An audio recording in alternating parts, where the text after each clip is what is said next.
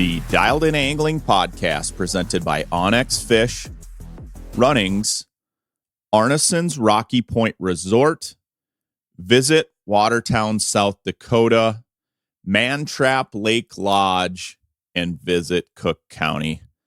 Well, this week's installment of the Dialed In Angling podcast, I want to recap the week that I had of fishing with my son.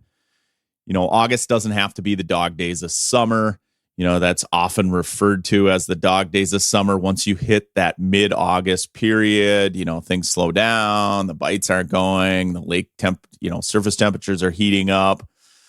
You know, maybe in the past, you know, that was always kind of the referred to that. I think a lot among walleye anglers in particular, or even bass anglers that, you know, maybe just didn't have the greatest electronics back in the day, but that really doesn't have to be the case anymore.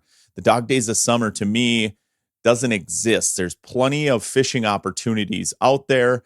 There's plenty of experiences and destinations that you can go to this time of year in the Midwest and be very successful catching fish.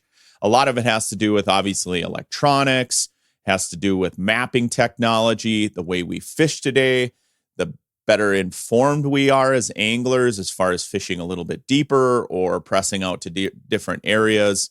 Prime example of that would be for walleyes. You know, back in the day, it was live bait rigging. As soon as the weeds came up, that became a little more challenging. Anglers would slide out to mid-lake humps and do sort of the same old status quo, rigging and jigging, maybe pulling spinners, at the very most crankbaits on the outside edges of the weed lines. And you were sort of limited to just that. Now we can do all of that, plus we can target fish that are suspended in the water column, whether it's, you know, trolling techniques or pitching techniques with forward-facing sonar. There's a ton of plastics out there, hair jigs, all sorts of different tools, jigging wraps, all sorts of different tools that you can now target that same species and be very successful in August. Not to say that August isn't going to have up and down days. I just experienced it this week where, you know, I was on a particular body of water, super clear. I was guiding. And, the first day we were out, it was windy and the fish were biting. I mean, we put fish in the boat pretty rapidly. We got some nice ones. We got a few keeper walleyes, but they were biting. The very next day I went out, it was dead flat calm, same clear body of water, super, super gin clear, even though it's got a little color this time of year just because it's August and we get a little bit of an algae bloom. But, you know, on the spectrum or the scale of clarity, this lake was extremely, extremely clear. And they weren't biting that well. I had to target a lot of fish to catch those fish. But I also was able to kind of adapt to that. What I mean by that is to trigger some of the fish that weren't biting because I was able to see them on my forward-facing sonar or on my electronics. I quickly noticed that the fish were following, but they weren't eating. And so I sort of changed up a couple things. I actually went to longer leaders. I was pitching jigs. I was pitching bobbers. I went to longer leaders, and that was a game changer.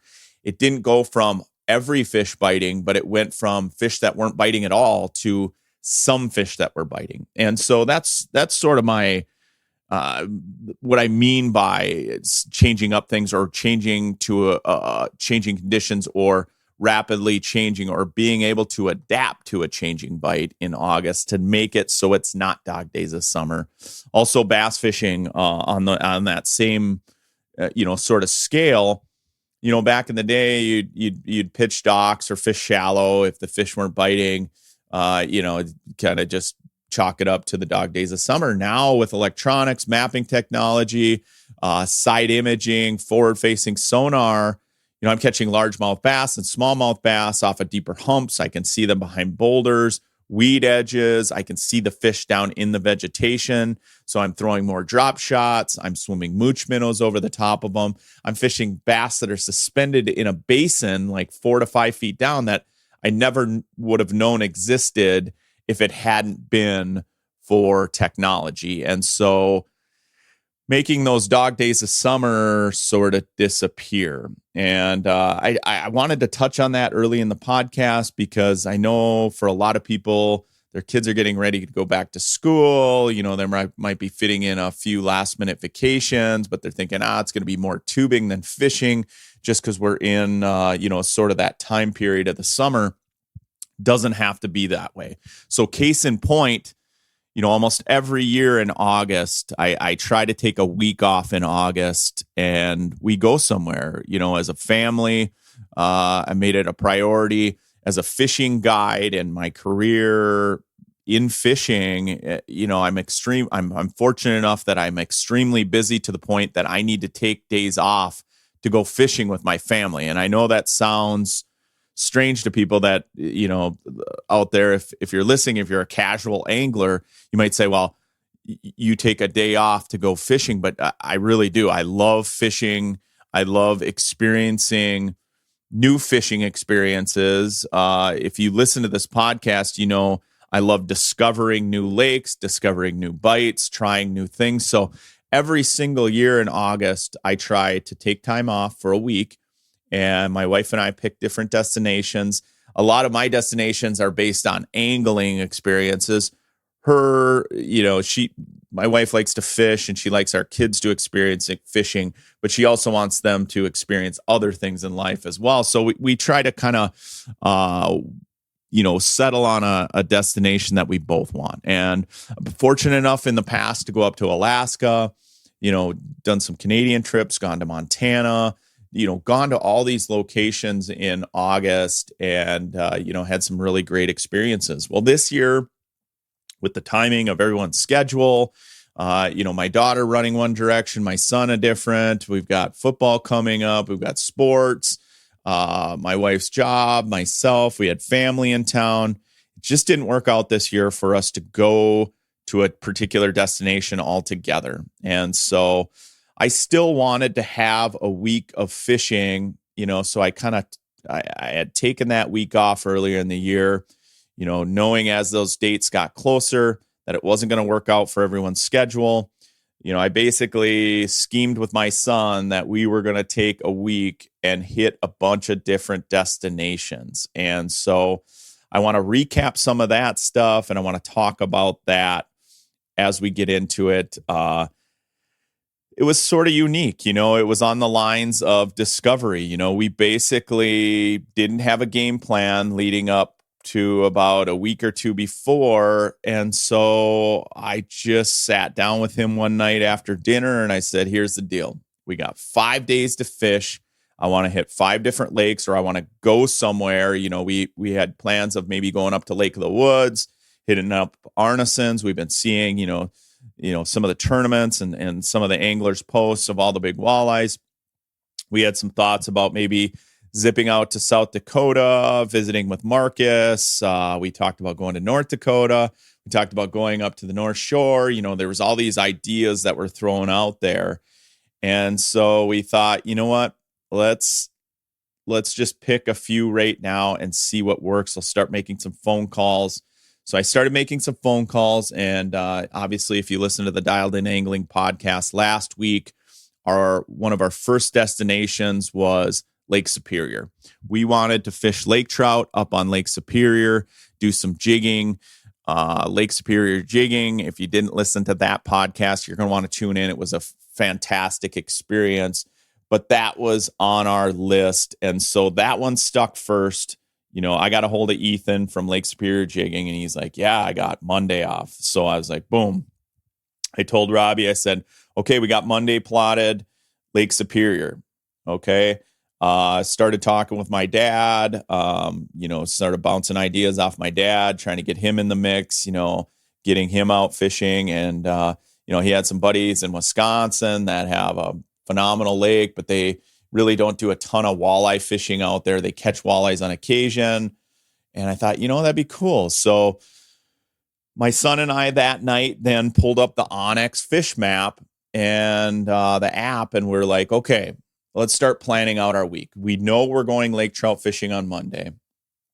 Sunday's open. We've got Tuesday, Wednesday, Thursday, Friday. Okay. We actually added an extra day in there for travel. Friday, we didn't really fish that much, but we had Sunday available. So I said, let's do this. There is a lake that is on my travels. I travel to Leech Lake. I travel to Winnie. I travel down to Mille Lacs.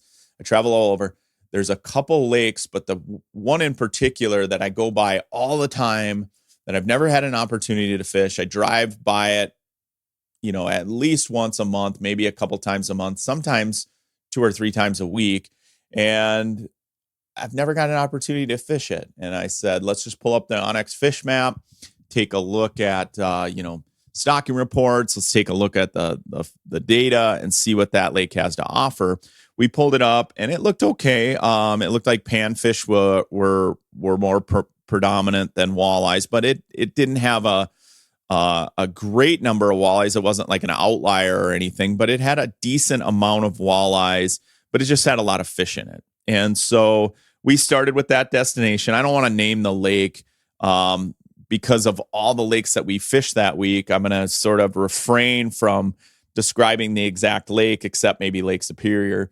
But anyway, we drove to this destination on Sunday. We started out the week at this destination, and it turned out it was, on a scale of 1 to 10 for us as far as a fishing experience. I would rate it maybe a 3 or a 4. It ended up being sort of a bust, but that's if you're going to go out and sort of discover lakes and experiment and see what that lake has to offer going in blind or pretty much blind other than the Onyx Fish app. That's going to happen sometimes. We got out there, started seeing fish right away, noticed that, obviously it had a really sharp weed line. It was fairly clear. I didn't know what to expect as far as water clarity, but got out there fairly clear, noticed it had a really sharp weed line. We started fishing, and it was very apparent that it was, primarily a panfish lake. There was tons of gills, a few crappies, lots of bass, lots of little pike, very few walleyes that we could find. We did run into a few. They weren't real interested in what we were throwing. But the bottom line of that lake, in that discovery mode of that lake, was we fished almost the entire way around the lake, hitting all the big main lake points. It didn't have a lot of mid-lake structure in this particular lake. It was more of a long, narrow sort of bowl type of lake with really sharp drop-offs. And in hitting, I would say, about 3/4 of the lake, it wasn't particularly a large lake. We discovered pretty quickly that, this is primarily a bluegill bass lake. We did catch some fairly nice gills, even though we weren't specifically targeting gills. Found some nice gills, some decent bass, a lot of little pike. It's just one of those lakes that I get to check off the list now. Every time I drive over it, I don't have to wonder what's out there. And I love doing that. And I talk a lot about it on this podcast about how much I love living in Minnesota because of all the resources we have close, because of the location in the Midwest. I can run out to the Dakotas. I can run to Wisconsin. I can go to Canada. I can go to the Great Lakes. And it's all within a day's driving distance. Most of the time it's all within 3 hours of where I live in northern Minnesota. So being able to just check that lake off the list was fine with me. At the end of the day, my son and I went home. We obviously didn't keep any fish. We were able to kind of check that box on that lake and talk about our next day, and that was Lake Superior. We got into pretty much a full discussion last week about how great of an experience it was jigging lake trout on Superior. Man Trap Lodge, a Park Rapids resort on beautiful Big Man Trap Lake. Features 16 decked-out private cabins with air conditioning, Wi-Fi, and a rare Northwood swimming pool. Cabins are available with 1 to 5 bedroom units to select from. Whether you're looking for a fishing trip, a family vacation, or a family reunion, Man Trap Lodge is the Park Rapids resort for you. Rent one of our fishing boats for a great day of fishing or a pontoon to cruise around the lake and relax. Man Trap Lodge is a truly magical Minnesota vacation spot that's fun for the whole family. Don't miss your chance to book your late summer or fall trip at Man Trap Lodge for some fantastic fishing. Check us out at mantraplodge.com.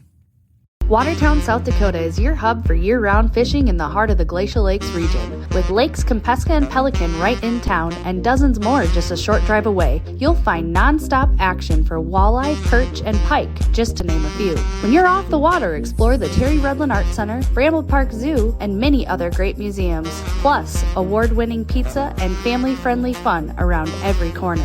Easy to reach, hard to leave. Plan your next cast at visitwatertownsd.com. So much Watertown, so little time. Since that podcast and since our experience last week on Lake Superior, we have talked to so many anglers. I have run into so many anglers that listen to the podcast, that saw our posts, that now follow Ethan on Lake Superior jigging. And they've talked about how great of experiences they've had on Lake Superior, not just jigging, but trolling, and how that lake has really come back. You know, I've talked in depth about that, how the smelt runs have really bounced back. The lake trout fishing is phenomenal. We've only scratched the surface of Lake Superior. I definitely want to get back up there. You know, ever since that trip, that's all we keep talking about is like when we can get a free day to get up there when it's calm, go back lake trout fishing. I also want to bring some trolling gear because when we were out with Ethan, we saw quite a few cohos up high. And, you know, I love catching cohos. I have great memories of catching them out on Lake Michigan. And so Lake Superior is definitely on the list. We had a great experience on that Monday. Just to recap real briefly, it was phenomenal. Way exceeded our expectations. So here we go from, you know, the first day of our vacation where the first fishing experience was mediocre to the second experience was phenomenal. It was out of this world, exceeded our expectations as far as fishing. We're still giggling and high-fiving from, you know, that lake trout experience. And again, for me, even though Lake Superior is in my backyard, it's sort of a little bit outside of my normal wheelhouse of fishing walleyes, smallmouth bass, pike occasionally, and of course a lot of panfish. And now it sort of consumes my my brain right now as far as how am I going to be able to get back to that destination, because it was such a fun experience. You know, my son already started football. He's back doing that. We're busy. I'm guiding this week. I had a full week of guiding. And so, you know, I keep thinking, what day would we be able to get back up there based on the experience we had? I want to do it. You know, I've ordered jigs already. I've got paddle tails. I've got tubes. I've got everything we need for jigging up there. Just need that time to get back up there and experience that again. So phenomenal experience. So if our first trip was a 3 or a 4 out of 10, our second day of our vacation fishing experience was more of a 9 out of 10 or a 10 out of 10, to be honest with you. So moving into the third day of our vacation, and granted, some of the days we had planned out, some of the other days we were like, let's just pull up the Onyx fish map and sort of decide where we're going to go once we get in the truck. And so the third day was sort of like that. We took off, started heading north. We knew we wanted to fish northern Minnesota. We didn't necessarily want to just go to a brand new lake that we were unsure of like we did on our first day, but we knew we wanted to go to a destination that was either a big walleye destination or a big crappie destination. We had talked about kind of our third day of our vacation that we would either just target specifically big walleyes or big crappies. And so we just started heading north. We pulled up the Onyx fish map. There was a couple lakes that we had an idea that we wanted to fish. We actually picked a destination that I had fished before, but only in the winter. I had only fished it in the winter. I caught giant crappies on this lake in the winter. I actually found it when I was doing a little scouting for the Dialed In Angling TV show.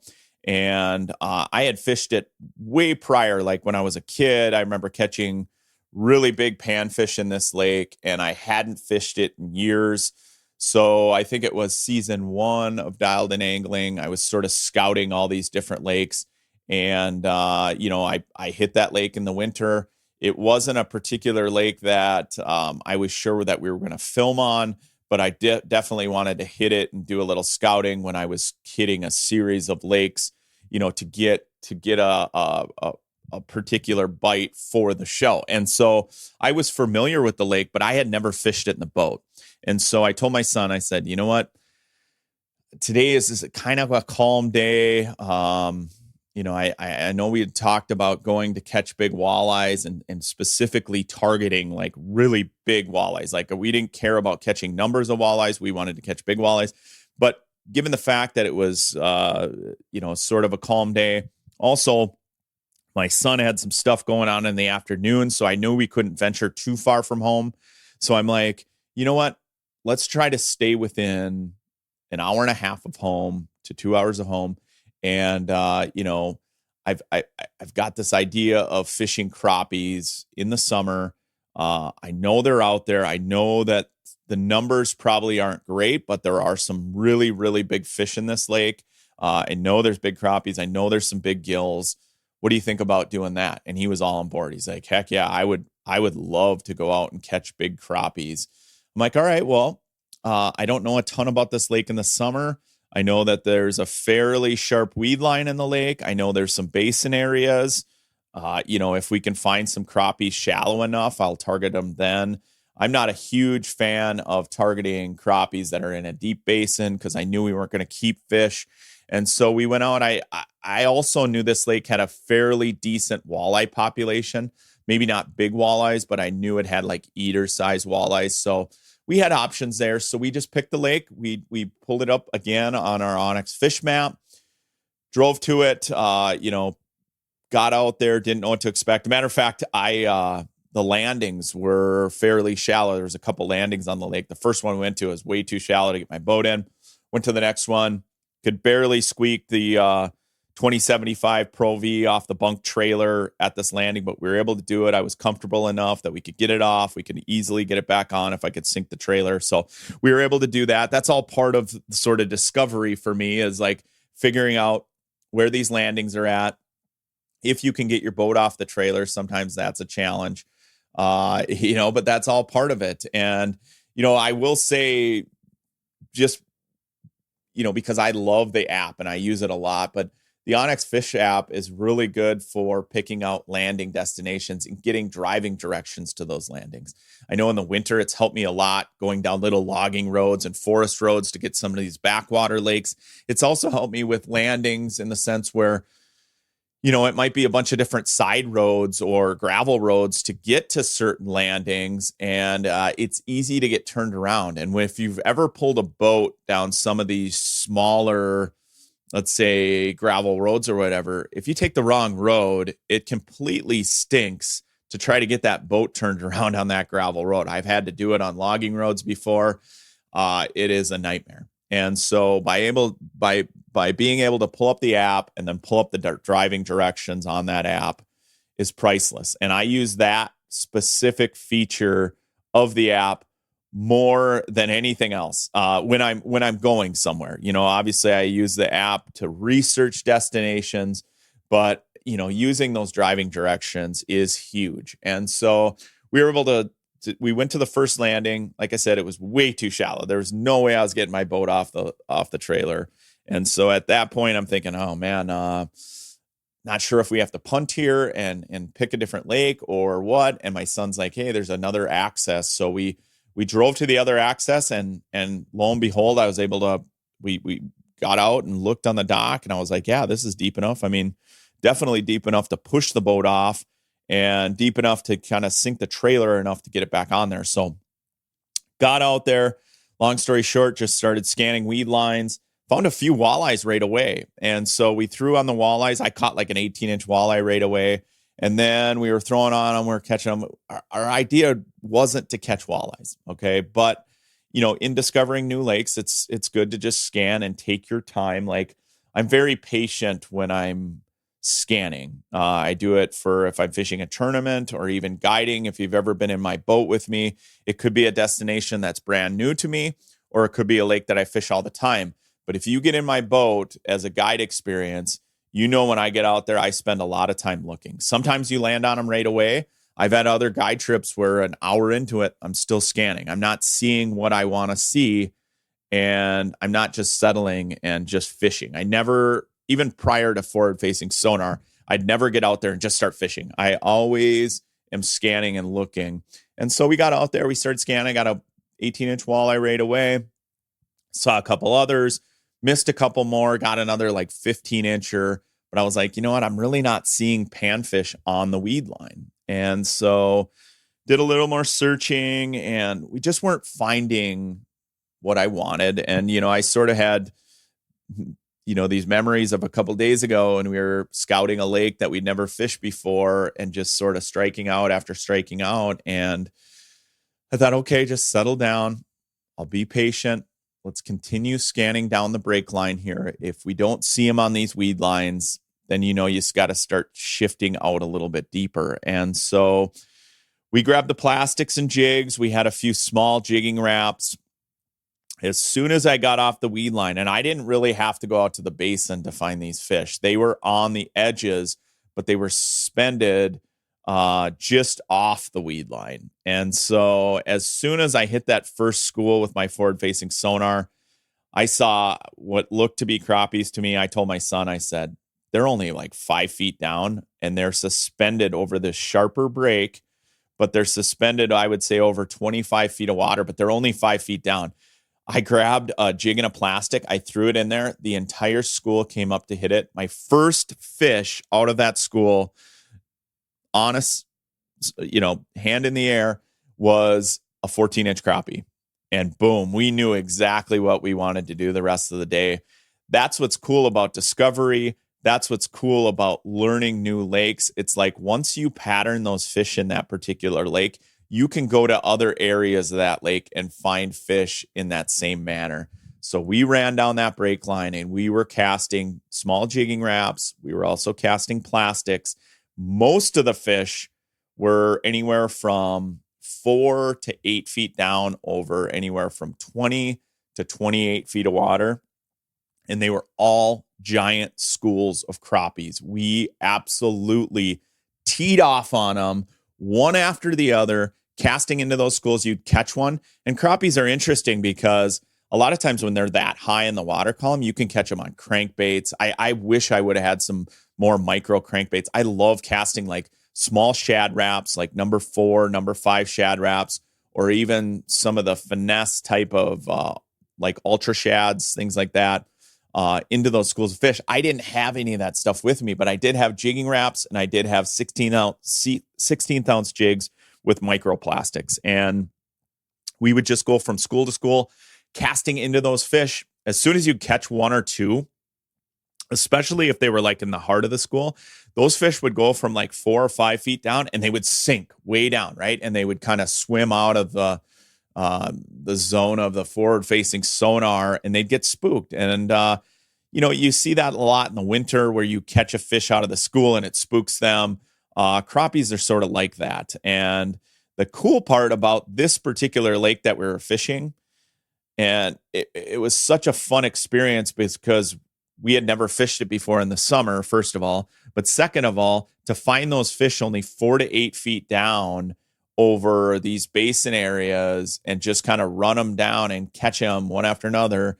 We weren't keeping any fish, but to find those fish in the caliber of which we were catching them as far as the size structure, I could safely tell you that the smallest crappie we caught was maybe 11 and a half. Most of them were in that 12, 13 to 14 inch range. We didn't catch any 15s, but that top end of 14 and a half to 12 inch is really, really, really hard to find these days. I don't care where you're at in the Midwest, even into Canada, it's challenging to find big crappies. And when you do, they're a special fish. I can think of a few lakes across Minnesota that you can consistently catch fish like that. And to find those fish in the manner in which we did, just going out sort of blind, from the time that we got to the wrong landing to the right landing to running down weed lines to finding them, it took about 3 hours, 3.5 hours to find those fish. And yes, forward-facing sonar played a big role, but also kind of not getting locked into fishing where I think the fish are going to be. I thought, based on water clarity and the weed lines, that there would still be fish relating to the weed lines. That wasn't the case. So as you get into August, you'll see a lot of these crappies will pull out into the basin areas or the edges of the basin areas. So if you're a crappie angler, I know a lot of panfish anglers in particular, they tend to target them in the spring and then maybe again later in the fall. But summer is a great time to go out and find big schools of crappies. They're starting to get really grouped up right now. They're sliding out to these basin areas, and it can be a fantastic experience. We caught, no lie, I would say upwards of 50 plus crappies on our adventure. Like I said, we had to cut it out a little bit early. My son had some things going on with sports that afternoon, so we had to be home for that. But what a great experience. Another 9 out of 10, 10 out of 10 type of experience for our week of fishing. And so I want to get more into the rest of the week. Those, I gave you the 3. I'll touch on a couple more experiences here, but we're going to take a quick break on Dialed In Angling. Stay tuned. I want to recap the rest of the week. A lot of our destinations that we picked are definitely things that you can do on lakes right now in August to put more fish in the boat. So stay tuned. We got more Dialed In Angling coming your way. onX Fish is the best tool I have ever used for finding new lakes to target. Download the app today to get fisheries informations in the state of Minnesota and Wisconsin, along with research tools for serious anglers and beginners alike. Filter lakes by species, trophy only, keeper fish, abundance, or all of the above. Plan which lakes to fish with the app, navigate to the accesses, and once you're there, use the onX best-in-class weather imagery and fishing hotspots to catch more fish. onX Fish is a phenomenal tool both on and off the water for discovering new fishing opportunities, many of which you would never known existed. onX Fish, the app that is changing the game on ice. Visit Cook County, Minnesota, a year-round fishing destination like no other. Spring brings steelhead and smelt runs along the Lake Superior shoreline. In summer, cast for walleye, lake trout, and northern pike in the region's inland lakes and rivers. As the leaves change, so does the fishing, with fall offering some of the best lake trout action around. When winter settles in, grab your gear and head out for ice fishing in a true northern wilderness setting. Whether you're an experienced angler or just discovering the joy of casting a line, Cook County has a spot and a season for you. Learn more and start planning your fishing trip at visitcookcounty.com. Arneson's Rocky Point Resort in northern Minnesota offers a little something for everyone. Nestled on Lake of the Woods South Shore, it provides easy access to 14 remarkable reefs. Serious anglers know that Arneson's offers some of the best fishing, charter fishing, and small boat fishing options, all supported by the largest protected marina on the lake's South Shore. Accommodation selections range from 1 to 5 bedrooms. Equipped with all the modern conveniences, guests can enjoy a delightful dining experience and stunning lake views at the Rock Harbor Lodge, an on-site full-service bar and restaurant. The 2 beaches provide hours of fun for the whole family. Whether you're seeking an idyllic fishing spot or a relaxing vacation, Arneson's Rocky Point has everything you need. Check them out at arnesonsresort.com. Okay, welcome back. Recapping the week once again, just doing a deep dive into this fantastic week of fishing that my son and I had, some of which we shot from the hip and just picked destinations that, we wanted to fish or, we sort of brainstormed at night. Other trips were planned. This particular trip that I'm going to talk about next was fairly planned. It's been on our radar and it's been something that I've wanted to do for a long time. The individual that we fished with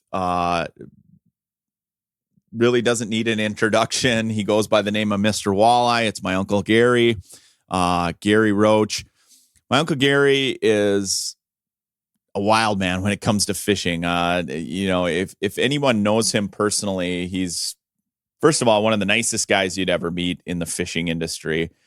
He talks to everybody. He loves hearing everybody's story. He loves talking fishing, even at his age. And he's experienced so many different fishing experiences all across the planet. He's always still excited about fishing, and he goes fishing all the time. Him and I talk all the time on the phone.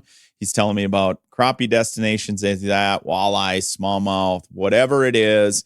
He's excited to get out there and get after it, just like we are.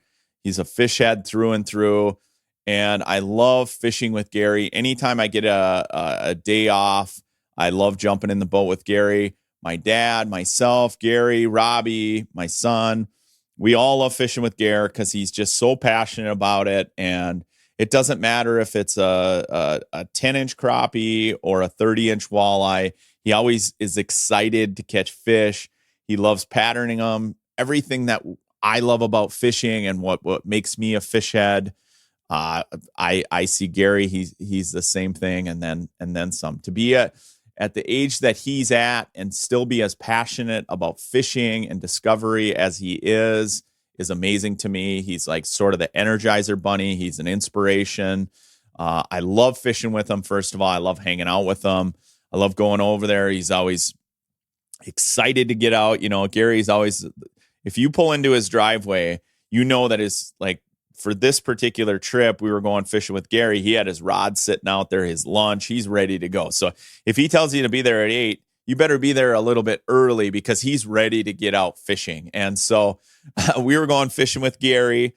We had already fished, the one lake where the question mark lake, the first day we went lake trout fishing. We had giant crappie day. Now we're going fishing with Gary Roach.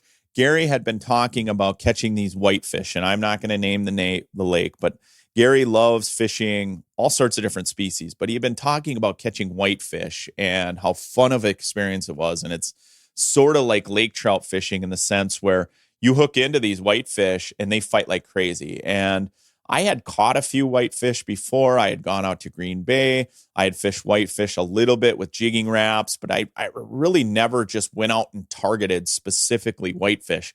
And listening to like Jim Linder, Al, all those guys, especially Jimmy. Jimmy and I have talked in depth about catching whitefish, like with jigging wraps, for example. I know the Linders have done shows about catching whitefish. I just wanted to experience it. And Gary knows a lot about it. He does it quite often. He's very, very well versed as far as where to go and where to catch them. And, he's been talking to me about it for a long time. He's like, we got to do it. We got to do it. You got to come out and experience it. Bring Robbie with you. Robbie will absolutely love it. If you like catching lake trout, you'll love catching whitefish. For me, I personally like catching tulibies, for example, in the winter. I think they're exciting. They're fun. I've always thought in the summer when the tulibies are surfacing that there ought to be a way that I can cast out like a small spoon or something and catch those fish. I know being on the mudflats in Mille Lacs, for example, in the summer, like in June, when it's dead flat calm and there's bug hatches going on, there's thousands of tulibies at the surface. And it's sort of always been an intrigue of mine. Like, God, I would love to just target those fish, specifically. Well, whitefish, tulibies are basically a lesser whitefish, right? They're in the same family, much smaller. The whitefish that we're catching are much bigger, 3, 4, 5, 6, 7. I caught one upwards of 10 pounds, which I'll get into, but never went out specifically targeting whitefish. Whitefish live in cold water. They're pelagic. They spend, most of their time out in cold water all season long. They'll come in the fall and they'll move much shallower. But in the summer months like this, a lot of them are out into 50, 60 feet. They're suspended, but they're in that cold water area, right? You can a lot of times see on your graph, sort of the thermoclines on certain lakes. And, that for me helps me, fish in different areas based on the stratification that I'm seeing in the water. Well, you get out into some of that 60, 70, 80 feet of water, you can definitely see the stratification of different temperatures on your graph if you look carefully. If you ever see that distinct line in your graph, that's usually a temperature change. And so got out there with Gary. He obviously knows a ton about it. He does a ton of white fishing all over the place in the summer, periodically. And, he's got different destinations across northern Minnesota that he likes fishing. Now, whitefish, if you look at a map, I mean, basically to find whitefish, you got to pick lakes that, are over 100 feet deep. A lot of them have deeper basins. You can kind of look up. When I was up on Lake Superior with Ethan, he was talking about catching whitefish on Lake Superior. Ton of them out there. But basically, you're looking for lakes that have those cold water opportunities where those fish can thrive. And so got to Gary's house. We were going to take my boat because, I had forward-facing sonar. Plus, I wanted to learn how to do it on my own. And, he was willing to just jump in my boat and come out with Robbie and I and bring us to different areas. And then we just started looking for them. And, of course, another new fishing experience, which I was pumped about because, now we're on day 4 of new experiences and we're targeting a completely different species that was definitely out of my wheelhouse and definitely not on my particular fishing radar. But because Gary has talked about it quite often, and I had watched some videos that Jim Linder had done, that Al had produced, and it piqued our interest. Robbie and I were excited to get out there and do it. We get out there, we start looking, and yeah, we're finding these fish kind of all over. And it wasn't until we found better numbers of fish where they were really biting super well. And what the cool part is, once you hook up on them, they do fight like a lake trout. They're amazing. Like anyone listening to this podcast, if you've never fished whitefish, as we get into fall here, especially in September, but even August, if you know lakes in northern Minnesota or in Canada or the Great Lakes, for that example, if you've ever wanted to target whitefish, it's fairly easy. Jigging spoons, jigging wraps, just small baits like that, getting it down there and presenting those baits in front of those fish. They're aggressive. They bite, especially if you get into schools. If it's just like anything else, it's just like the crappies that were suspended. If we were throwing on just a couple crappies, it was harder to get them to strike. If you threw on a school of 10, you were getting bit. And so the same with whitefish. If we got into schools that were 10, 15, 20 fish, they were biting. And you drop down, you're basically vertical jigging just like we were the lake trout. You set the hook and it is a battle. I mean, we were using, I would say, medium light rods in that 7-foot category, very light braid. We were using longer fluorocarbon leaders, 6-pound to 8-pound fluorocarbon leaders. And when you hooked onto a fish, man, that was a tussle. That was fun. We've caught some really, really big whitefish with Gary. Again, completely exceeded my expectations as far as the fish themselves, how they fight, and just a fish that I don't think much about. Minnesota has actually dropped the limit on whitefish and tullibees over the last few years, much like they did with the burbot populations, just because they are a special fish. Now, after having fished them, I have a lot more respect for the species. I will definitely be targeting them in other lakes that I know of. As soon as we got done fishing with Gary, I pulled up my map and I started looking at different lakes that I fish all the time, including Leech Lake and some others that have whitefish in them that I never even would have thought about that. I mean, I've seen them on my graph and I knew they were there, but I just never really put a whole lot of thought into catching them. Now that I've caught them with Gary and I had that experience, I will definitely be going whitefish fishing again. And the other cool part is they're really good eating fish. People talk about table fare. Whitefish are excellent. We actually kept a couple whitefish. The entire week we weren't really keeping fish, but in this particular instance, it sort of piqued my curiosity, not only for catching them, but also eating them. Only time I've ever eaten whitefish was kind of in the UP. I had it at a restaurant. It was fine. I don't really remember what it tasted like. I remember it being kind of a flaky sort of meat. But we kept them. put them on the smoker, and we actually cooked a few. Fantastic eating fish. Now, the fish that I ate, I didn't freeze. I will say one thing about whitefish: if you catch them, they got a little bit of a pin bone, but they're big enough that you can actually pull the pin bones out and then bake your fish or fry your fish or whatever. I just took small chunks of the whitefish. I fried them. The other thing about a whitefish that you need to know where they get kind of that oily reputation is on the backside, the lateral line. There is sort of that gray, reddish, oily stuff. You want to cut that out and just eat the white meat, right? If you eat that other stuff, it's very fishy. It's very oily. And so when I cut them up in chunks just to fry them, I just fried them in batter and just sort of pan fried a few pieces.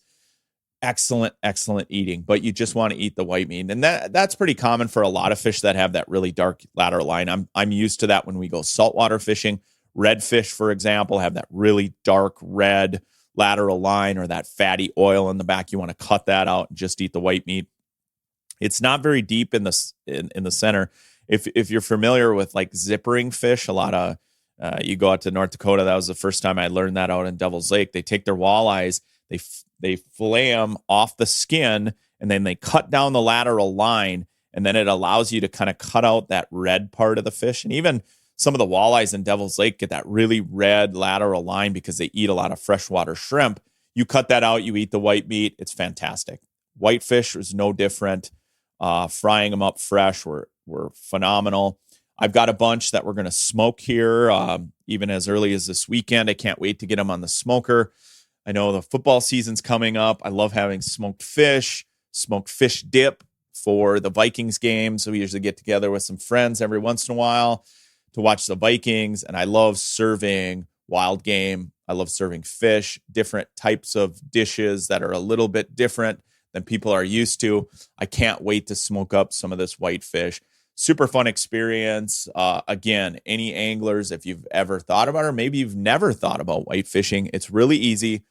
Pick lakes that have whitefish. You can go on your Onyx fish map. You can find them. They're pretty deep fish right now. Again, we targeted a handful. We caught, I think we caught 8 or 9 total in the day, and we kept them. Gary kept a couple. Robbie and I kept a couple. We caught them in a little bit deeper water, but a really, really fun experience that, coming from a kid that's from Minnesota, I had caught a few. Like I said, I went out to Green Bay, fished with JJ Milovitz and actually Joel Nelson of Onyx Fish. Him and I went out a long time ago and caught them in the winter, but never really targeted them in the summer.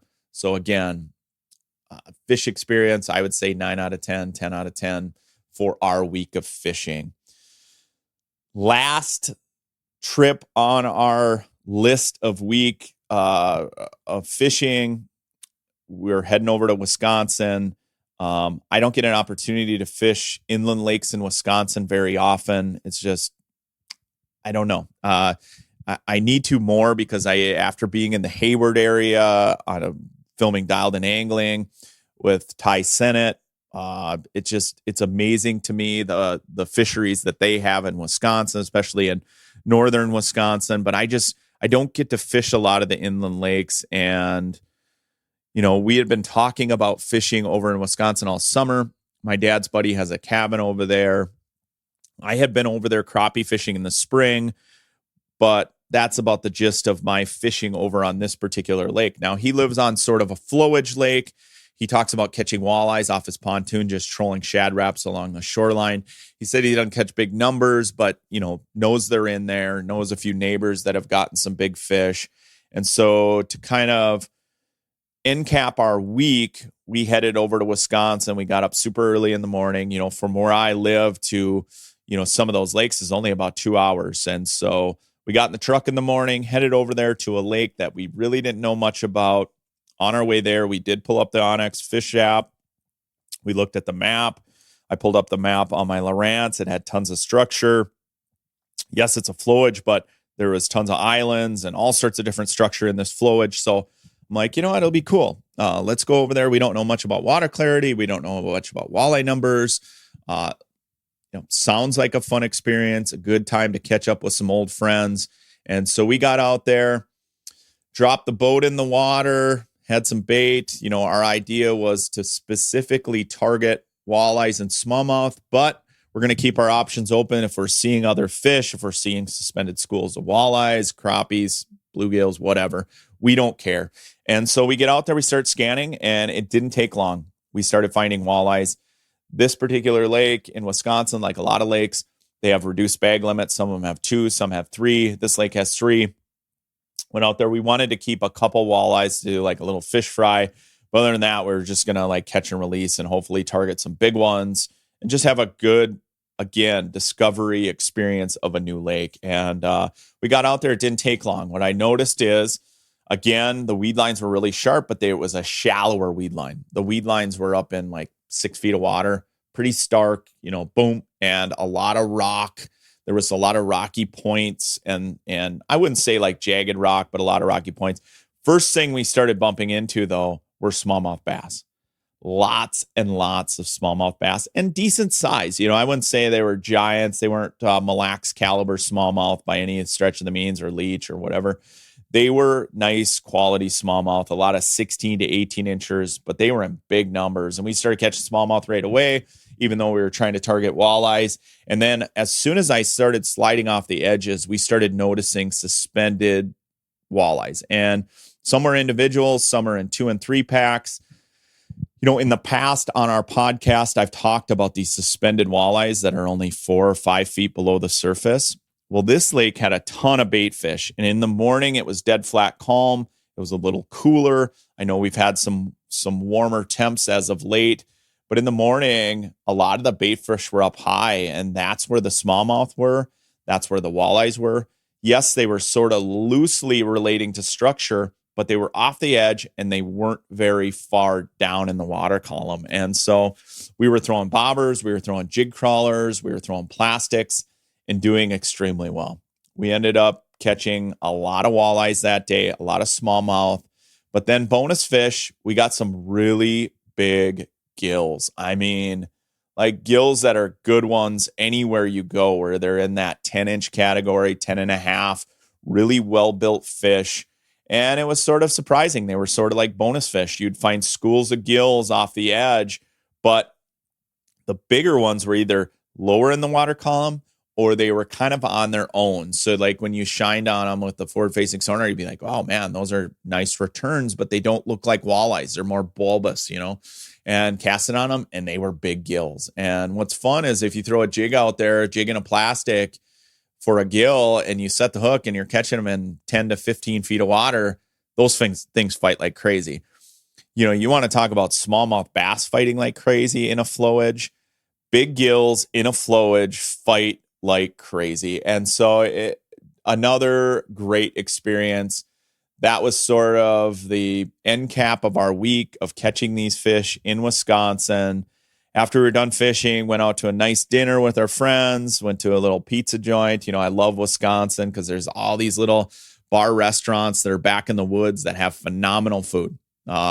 If you've ever been to northern Wisconsin, there's a little hole in the wall bars that have really, really good food, whether it's burgers, chicken, pizza. It's like, if you talk to enough locals, you can find some kind of off the beaten path places in Wisconsin where the food is phenomenal. And I love doing that.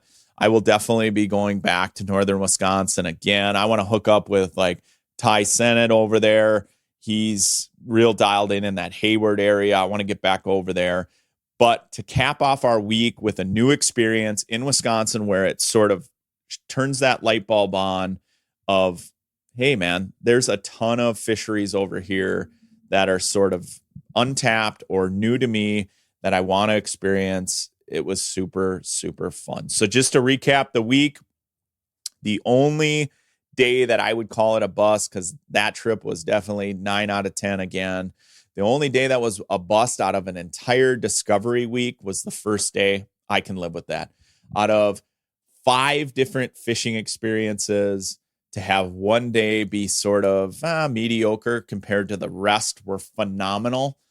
I would chalk that up to any fishing week that I've had in my life, to just sort of shoot from the hip, discover new lakes, try new things, fish species that I had never fished before, to target species in a manner in which I hadn't fished in a long time, like lake trout jigging, was really, really fun.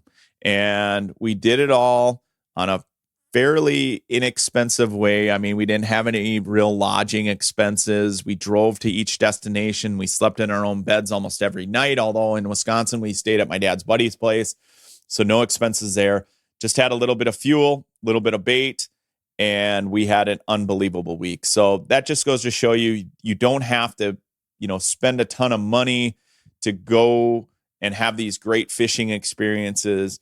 A lot of these great fishing experiences are in our own backyard, are in the Midwest. They're just waiting to be discovered. I had a phenomenal week. A lot of the fishing that I did in those areas really kind of, like I said, turned on that light bulb, or it was a light bulb moment for me that I want to do them again. And so, you just got to pick a date on the calendar. Everyone's schedules get so busy and you get so kind of in your routine. I know for me, guiding, it's sort of like, I get in this routine of guiding every single day that, I have to take time to experience trips with my son, with my dad, with my Uncle Gary, because I don't want to look back 10, 15 years from now and say, man, I wish I would have taken more time to fish these destinations, to experience this with people that I absolutely love fishing and love fishing as much as me, but people that I absolutely love and sharing experiences with. We did it. We picked the date, we picked the dates, and we stuck to it. I could have guided all last week. I had a lot of customers calling. I had, I could have booked the entire week, but I didn't. I do not regret 1 second of last week.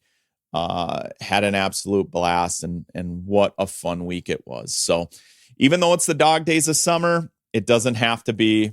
There's plenty of fishing experiences out there as we get towards the end of August, even into September. I know September, for a lot of people, as soon as Labor Day hits, they start thinking fall. I do too. But September's really sort of I want to call it summer 2.0, because when you get into the first part of September anyway, it's still summer patterns. We're going to talk about that more on upcoming Dialed In Angling podcasts. We're going to have a ton of different adventures for you. We've got a lot of new guests, so I appreciate each and every one of you tuning in. Good luck fishing. Until next week, I'm Tony Roach, and this has been the Dialed In Angling podcast.